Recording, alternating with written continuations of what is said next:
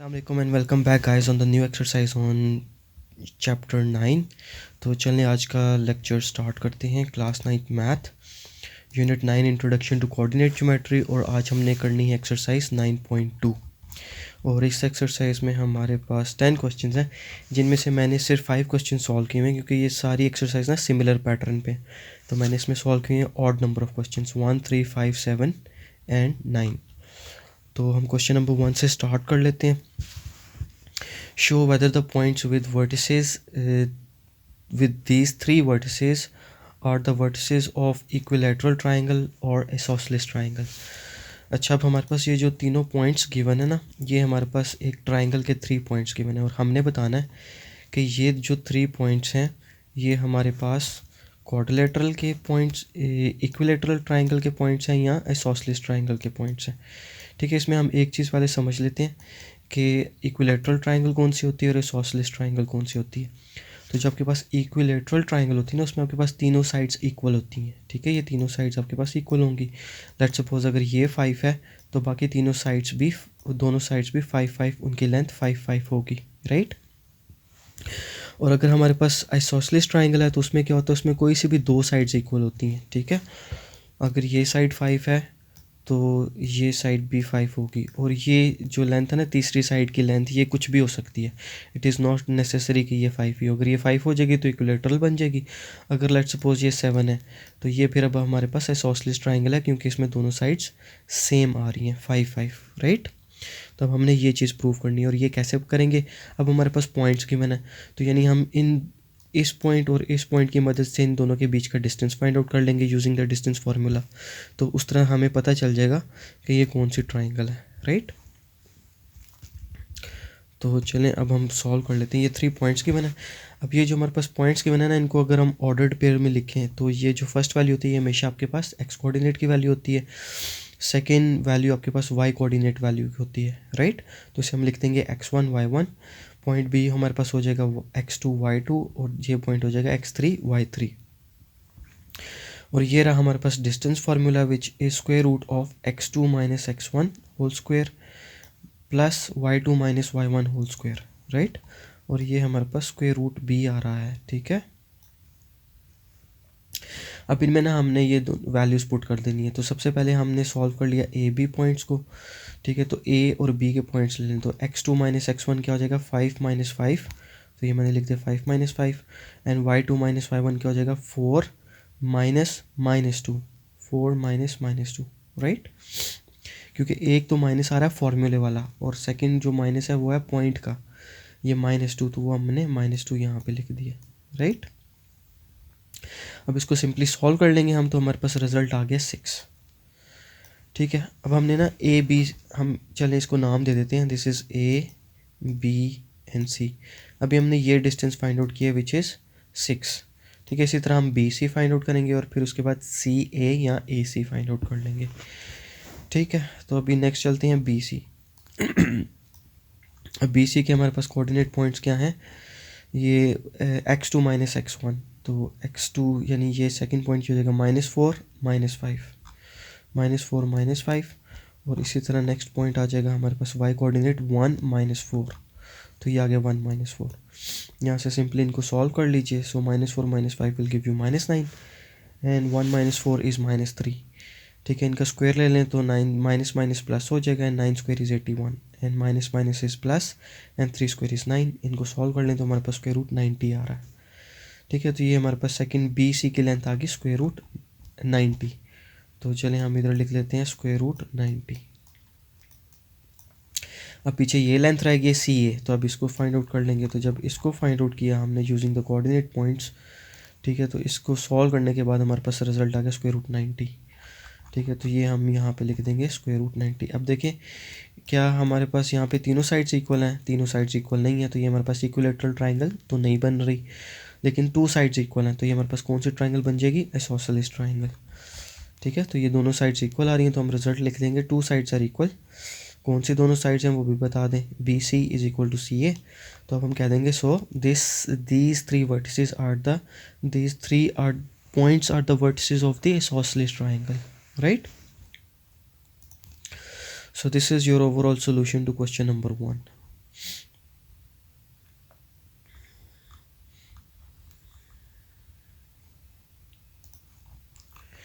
Next question number 3 पे चलते हैं. शो वेदर और not the points are coordinates point with coordinates with these coordinates are the vertices of right triangle और not. ठीक है, अब हमने बताना है कि ये अगेन हमारे पास ट्राइंगल है, ये 3 पॉइंट्स गिवन है ट्राइंगल के. अब हमने बताना है कि ये तीनों पॉइंट्स से मिलकर हमारे पास राइट ट्राइंगल बन रही है कि नहीं बन रही. अब राइट ट्राइंगल कैसे पता चलता है कि ये राइट ट्राइंगल है, तो उसका एक एंगल हमेशा किसके इक्वल होता है, 90 डिग्रीज़ के, राइट. ठीक है, अब ये जो तीनों पॉइंट्स हैं इनको हम नाम दे देते हैं ए, बी और सी. यहाँ हम नाम दे देते हैं, यूँ कर देते हैं ए, बी एंड सी. ठीक है, अब अगेन हमने इन तीनों पॉइंट्स की मदद से ना पहले इन तीनों साइड्स को फाइंड आउट कर लेना है, इन तीनों साइड्स की लेंथ को. तो सबसे पहले हम ए बी को फाइंड आउट करेंगे यूजिंग दी डिस्टेंस फार्मूला. ठीक है, तो ये क्या हो जाएगा, अब ए और बी के पॉइंट्स लेने हैं आपने. तो ये क्या हो जाएगा, x2 minus x1 which is 4 minus 1 and 2 y2 minus y1, तो 2 माइनस 3. ठीक है, इन सबको सॉल्व कर लें तो आपके पास रिजल्ट आ गया स्क्वायर रूट 10. तो ए बी की मेरे पास लेंथ आ गई है स्क्वायर रूट 10. अब हम फाइंड आउट कर लेते हैं बी सी. सो बी सी को हमने इसको डिस्टेंस फार्मूले में इसके कोऑर्डिनेट पॉइंट्स पुट किए तो हमारे पास रिजल्ट आ जाएगा स्क्वायर रूट 52. ठीक है, तो इसके हमारे पास डिस्टेंस आ गया स्क्वायर रूट 52. इसी तरह हमने थर्ड विच इज़ सी ए या ए सी, इसको फाइंड आउट कर लेंगे यूजिंग द डिस्टेंस फार्मूला. तो हमारे पास रिजल्ट आ जाएगा स्क्वायर रूट 18. तो इसका रिजल्ट आ गया हमारे पास स्क्वायर रूट 18.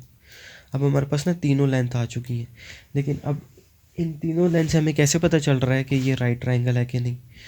तो उसके लिए हमने एक चीज़ पढ़ी हुई है पैथागोरस थ्योरम. सो पैथागोरस थ्योरम से हम हमेशा, क्योंकि जो पैथागोरस थ्योरम है वो हमेशा आपके पास अप्लाई होता ही राइट एंगल ट्राइंगल में, राइट. ठीक है, तो यूजिंग पैथागोरस थ्योरम जो कि किसके इक्वल होता है, hypotenuse square is equal to base square plus perpendicular square. ठीक है, अब हमारे पास ये तीनों लेंथ्स आ चुकी हुई हैं. अब जो हाइपोटेन्यूज होती है ना, ये आपके पास हमेशा लॉन्गेस्ट साइड होती है. ठीक है, तो इन तीनों में देखें जो सबसे बड़ी वैल्यू है कौन सी आ रही है, तो इन तीनों में बड़ी value square root 10, square root 52 और स्क्वायर रूट 18. तो ये सबसे बड़ी वैल्यू है ना, तो ये आपके पास हाइपोटेन्यूज बन जाएगा, राइट. तो इसलिए ये देखिए हमने ऑलरेडी इधर ये लिख दिया हाइपोटेन्यूज. ठीक है, सो अब बाकी जो दोनों साइड्स हैं वो आप लिख लेंगे स्क्वायर रूट 10 का स्क्वायर प्लस 18 स्क्वायर रूट 18 का स्क्वायर. अब इनको सॉल्व कर लीजिए तो ये स्क्वायर रूट कैंसिल हो गया स्क्वायर के साथ, ये स्क्वायर रूट कैंसिल हो गया स्क्वायर के साथ, ये स्क्वायर रूट इस स्क्वायर के साथ कैंसिल हो जाएगा. So remaining values will be 52 is equal to 10 plus 18 which will give you 28. अब ये साइड्स इक्वल तो नहीं आ रही ना. ठीक है, सो इट मीन्स जो कोऑर्डिनेट पॉइंट्स थे तीनों, those coordinates are not the vertices of the right triangle. वो किसी और वो उन तीनों कोऑर्डिनेट पॉइंट्स की मदद से हमारे पास कोई और ट्राइंगल बन रही है, but it is not the right triangle, right. अगर ये दोनों साइड्स इक्वल आ जाती हैं फिर हम कह सकते थे कि those 3 vertices are basically the coordinates of your right triangle. So this is your overall solution to question number 3. I hope you have got the concept. मुश्किल नहीं है, बस थोड़ा सा लेंथी क्वेश्चन है.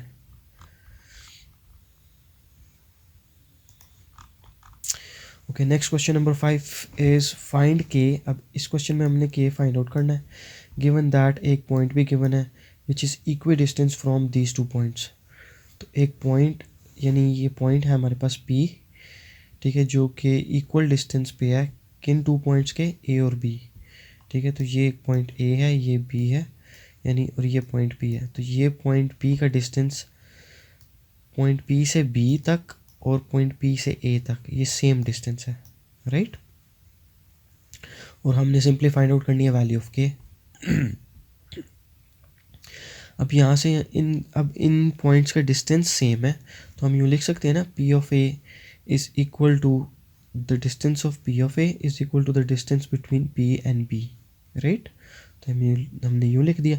अब इन पे हम अप्लाई कर देंगे distance formula. So P of A, so P और A इनके पॉइंट्स ले लें x2 माइनस x1, सो ये हो जाएगा 3 माइनस 2, ये आ गया 3 माइनस 2. क्योंकि जो कोऑर्डिनेट वैल्यूज़ होती हैं हमेशा पहली वाली वैल्यू रिप्रेजेंट करती है x को और दूसरी वाली y को. ठीक है, ये भी 1 हो जाएगा और यहाँ पे हो जाएगा x2 और y2 और ये फार्मूले में वैल्यूज पुट कर लें x2 माइनस x1, तो ये क्या हो जाएगा 3 माइनस 2, और y2 minus y1 7 minus k, right. इसी तरह पी बी पॉइंट्स ले लीजिए, तो उसको भी डिस्टेंस फार्मूले के थ्रू हमने इनकी वैल्यूज पुट कर दी। अब यहाँ पे हमने k की वैल्यू फाइंड आउट करनी है ना, यानी कि जितनी भी एक्स्ट्रा चीज़ें वो सारी हमने रिमूव कर देनी है। तो सबसे पहले तो हम स्क्वायर रूट रिमूव करेंगे, तो मैंने दोनों साइड पे स्क्वायर कर लिया, ठीक है। दोनों साइड पे स्क्वायर ले लीजिए, यहाँ पे भी और यहाँ पे भी, ठीक है। तो ये स्क्वायर रूट कैंसिल हो जाएगा स्क्वायर के साथ, और ये स्क्वायर रूट कैंसिल हो गया स्क्वायर के साथ, तो बाकी वैल्यूज ये बच गई, ठीक है। अब यहाँ पे इसका ना फार्मूला ओपन कर लें, तो ये हमारे पास फार्मूला बन रहा है a minus B whole square का, जो कि किसके इक्वल होता है a square minus 2ab plus B square. तो ये क्या हो जाएगा a square minus 2ab plus B square. यहाँ आप यूँ भी लिख सकते हैं a square plus B square minus 2ab। इसी तरह इसको एक्सपेंड कर लें, तो ये क्या हो जाएगा a square plus B square minus 2ab, right. फिर यहाँ से आगे सिंपल कैलकुलेशंस हैं, उनको सॉल्व कर लें, तो ये हमारे पास हो जाएगा k स्क्वायर माइनस 7k और 1 प्लस 7 स्क्वायर किसके इक्वल होता है 49। तो इसको हमने यूँ सॉल्व कर लिया। इसी तरह इस इक्वेशन को भी ऑर्गेनाइज कर लें, k square minus 2k and plus 49 plus 1, तो ये हो जाएगा प्लस 50। अब यहाँ पे ये k स्क्वायर और ये k स्क्वायर कैंसिल हो जाएंगे आपस में, क्योंकि ये इक्वालिटी का साइन है ना। तो आप इस k को इस तरफ ले जाएं या इस k को दूसरी तरफ लेके जाएं, तो वो माइनस में चेंज हो जाएगा, तो k square minus k square 0 हो जाता है, तो हमने डायरेक्टली कैंसिल कर लिया। इस तरह ये 50 और ये 50 कैंसिल हो जाएंगे आपस में, तो पीछे बच गया हमारे पास minus 7k is equal to minus 2k। तो अब ये नेगेटिव में वैल्यू थी, इसको दूसरी तरफ ले जाएं, तो ये किस में चेंज हो जाएगी प्लस 7k, तो ये प्लस 7k में चेंज हो गया। सो 7k minus 2k is 5k। अब यहाँ पे हमें k की वैल्यू चाहिए, extra thing over air is 5 which is multiplying, इसको दूसरी तरफ लेके जाएंगे तो वो डिवाइड हो जाएगा। सो 0 divided by k will give you 0, so 0 divided by any number will give you 0, right. तो हमारे पास k की वैल्यू आ गई है 0। So this is your overall solution to question number 5।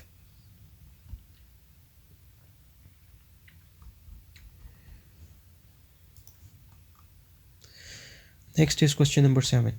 Verify whether or not the points 0, 0, 0, A and B of the vertices of equilateral triangle.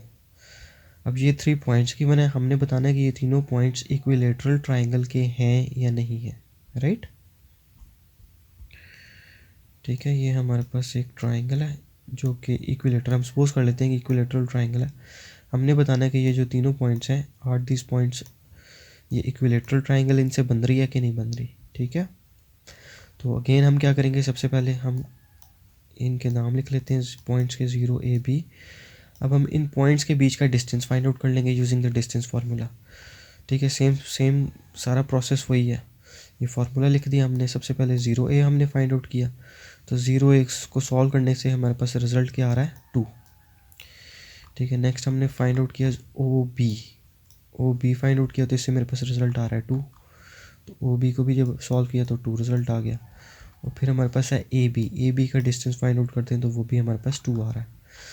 अब सारी sides, जब जो तीनों साइड्स हैं उनकी वैल्यू सेम आ रही है ना 2, ठीक है। तो ये हमारे पास कौन सी ट्राइंगल बन जाएगी, इक्विलेटरल ट्राइंगल, जिसमें all the sides are equal होती है।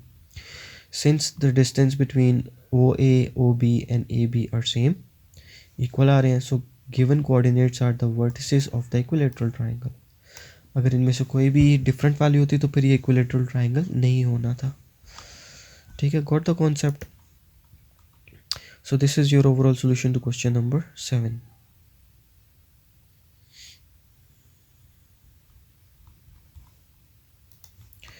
Next, moving on to question number 9, show that the points M N P Q are the vertices of parallelogram. अब हमने बताना है कि ये जो पॉइंट्स हैं ये कॉर्नर्स, यानी कि वर्टिसेस मींस कॉर्नर्स, ये कॉर्नर्स पॉइंट्स हैं पैरेललोग्राम के कि नहीं, राइट। यानी इन पॉइंट से हमारे पास पैरेललोग्राम बन रही है या नहीं बन रही। तो हमने सबसे पहले एक पैरेललोग्राम ड्रॉ कर दी, ठीक है। पैरेललोग्राम और रेक्टेंगल में ना डिफरेंस होता है, उनमें डिफरेंस क्या होता है कि रेक्टेंगल भी आपके पास इस तरह से होती है, इसकी भी 4 साइड्स होती हैं, लेकिन इसमें ये होता है कि इसकी भी ऑपोजिट साइड्स पैरेलल हैं, यानी ये साइड और ये साइड पैरेलल है, इस तरह ये साइड और ये साइड पैरेलल है। इसके भी सेम उसी तरह ऑपोजिट साइड्स पैरेलल हैं, ठीक है, ये दोनों साइड्स और ये दोनों साइड्स पैरेलल है। तो इन दोनों में डिफरेंस क्या हुआ, इन दोनों में डिफरेंस ये है कि इसके जो सारे एंगल्स हैं ना वो 90 डिग्री के होते हैं। ठीक है, all angles inside the rectangle is equal to 90 degree, जबकि पैरेललोग्राम में आपके पास एंगल 90 डिग्री नहीं आ रहा होता। ठीक है, यहाँ पे ये एंगल आपके पास कम होता है, ये एंगल आप ये ज़्यादा एंगल है, more than 90 and this is less than 90। So angles inside the parallelogram are not right angles, means कि वो 90 डिग्री के इक्वल नहीं होते। ठीक है, ओके तो ये हमने नाम दे दिया MNPQ। अब हमने ना इन सारे पॉइंट्स के बीच में डिस्टेंस फाइंड आउट कर लेना। ठीक है, तो सबसे पहले MN का फाइंड आउट कर लेते हैं। तो MN का जब हमने using the distance formula solve किया M और N पॉइंट्स को, यानी इन दोनों पॉइंट्स को, तो ये मेरे पास रिजल्ट आ रहा है √17। अब चूँकि जो नेक्स्ट 2 पॉइंट्स हैं विच इज़ PQ, जब PQ को सॉल्व करेंगे तो ये भी पैरेलल ही है ना इसके ऑपोजिट, तो इसका रिजल्ट भी सेम आना चाहिए, डिस्टेंस सेम है। खैर सॉल्व कर लिया हमने तो उससे भी हमारे पास हमें पता चल गया कि डिस्टेंस सेम ही आ रहा है, राइट।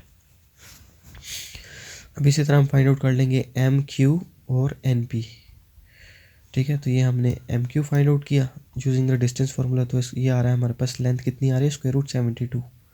तो इसी तरह NP की भी सेम होगी क्योंकि ये अपोजिट, ये पैरेलल लाइंस ही है हमारे पास, लेकिन फिर भी हम सॉल्व करते हैं तो हमें पता चल जाएगा कि ये सेम आ रही है √72।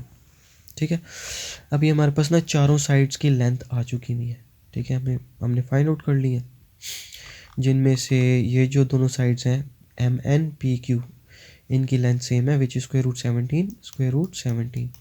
इसी तरह MQ एंड NP, इन दोनों की लेंथ भी सेम है विच इज़ √72। ये √17 है और ये √72। ठीक है, इससे हमें ये तो पता चल गया कि अपोजिट साइड्स पैरेलल है।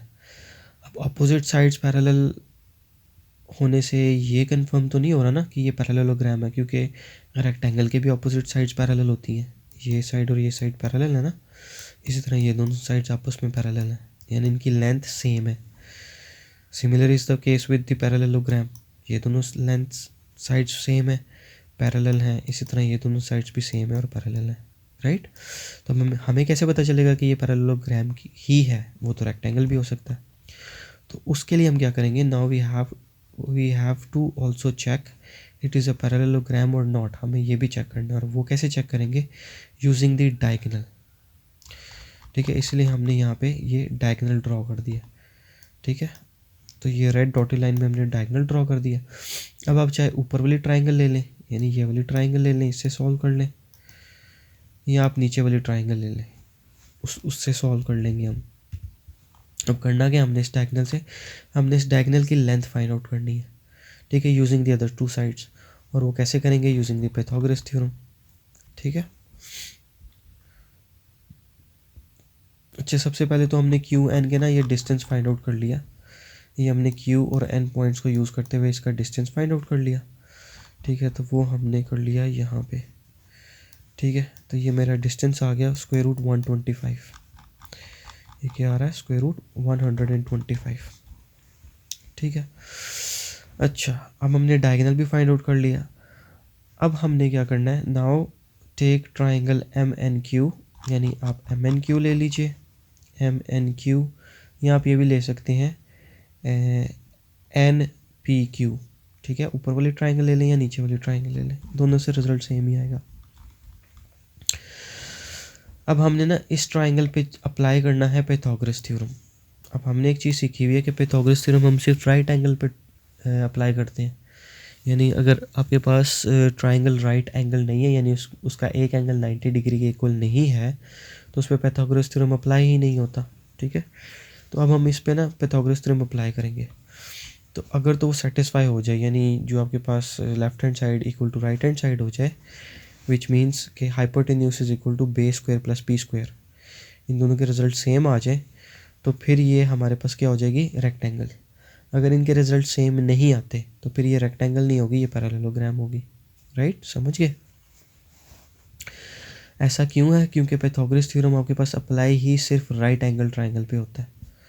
ठीक है, तो रेक्टेंगल में आपके पास देखें 90 डिग्री एंगल आता है ना, इसको स्प्लिट कर दें अगर, तो ये आपके पास 90 डिग्री आ रहा है, यहाँ पे भी 90 डिग्री आ रहा है, ठीक है।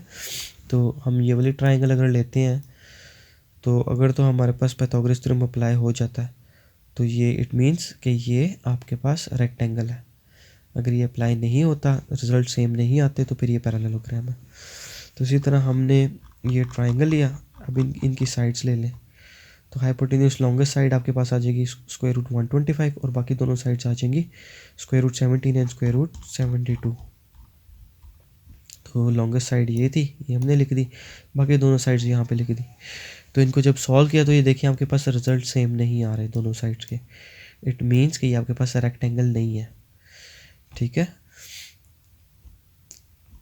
मीन्स कि ये राइट एंगल ट्राइंगल नहीं है, ओके, यहाँ रेक्टेंगल नहीं है, ठीक है।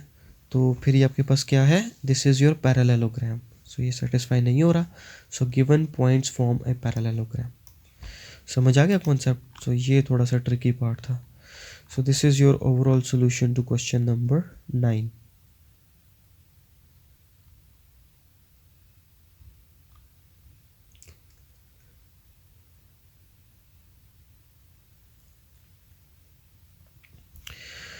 सो here comes to an end of our today's lecture. अपना बहुत सारा ख्याल रखें। इंशाल्लाह see you soon in the next exercise. Till then, stay blessed, be happy, and keep smiling. Thank you for visiting. Stay safe out there, and see you after.